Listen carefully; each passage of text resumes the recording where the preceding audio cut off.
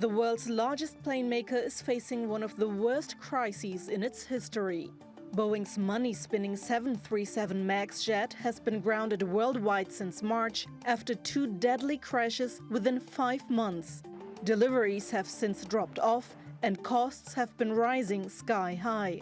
This is a defining moment for Boeing, and we remain focused on our enduring values of safety, quality and integrity in all that we do, as we work to safely return the 737 MAX to service. The total cost of Boeing's 737 crisis now exceeds $8 billion. That includes a nearly $5 billion charge to compensate airlines for cancelled flights and delayed deliveries.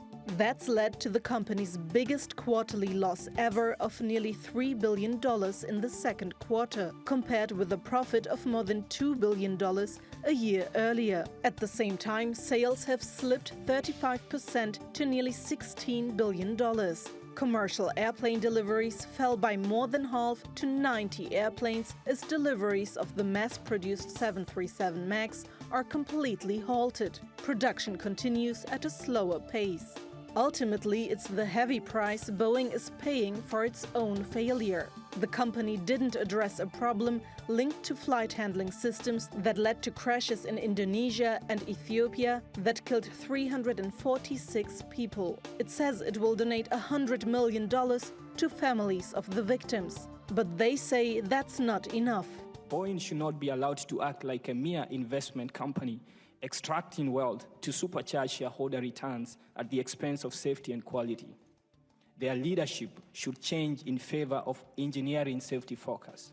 Boeing is facing numerous lawsuits and potential penalties as aviation regulators worldwide are investing the cause of the crashes. The plane maker is still working on a fix to its flight control software that appeared to play a role in the accidents. But repairing its image with the flying public looks to be the bigger task. Sibel Karkus, TRT World.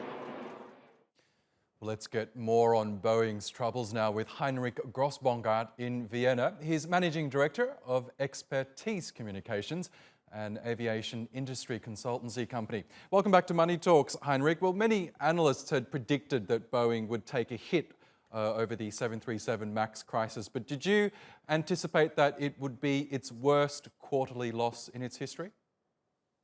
Yeah, the 737 is the bread and butter product for Boeing. It provides, since quite a long time, it provides the bulk of the revenues every quarter. So a complete halt of deliveries, as we have seen, certainly has a huge impact on revenues, on earnings, and on cash flow.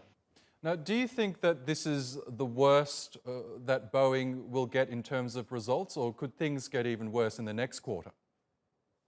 I think this should be the worst Boeing is getting, because they took a charge of almost $5 billion already. In the past, they have done something. So the other costs of the disasters, potential claims from families, and of course the claims from their customers and their suppliers will come in the next 2, 3, 4 years. So it will take some time, and it will come in smaller pieces. Now, in light of these results, Boeing CEO Dennis Muilenburg has warned investors that the company might need to further slow production or even stop production altogether of the 737 MAX jet. Do you think it will come to that? Boeing simply is running out of storage space. Every month they are still producing 40 737, which are stored in the desert. So in the meantime, it's well beyond 200, and it's hard to find enough place to get these jets parked and taken care of during that time. Yes, and as we know, these aircraft aren't being delivered because of the global grounding of the 737 MAX jet. How much longer do you think that will continue for? It's difficult to predict. From a technical perspective, this should be over by now. The problems with the software have been solved, the flight tests have been done, everything. But there are still discussions in the background about training of pilots, and of course, the FAA, the American Airworthiness Authority, Aviation Authority, is very reluctant to take any risks with respect to the 737. So it may be fourth quarter until the delivery, the flight ban is being lifted, and it will take from there at least 6 months until the situation is back to normal again. Yes, and if and when the 737 MAX jet returns to the skies, do you think passengers would be happy to actually fly on them again? I think passengers will fly. Passengers forget.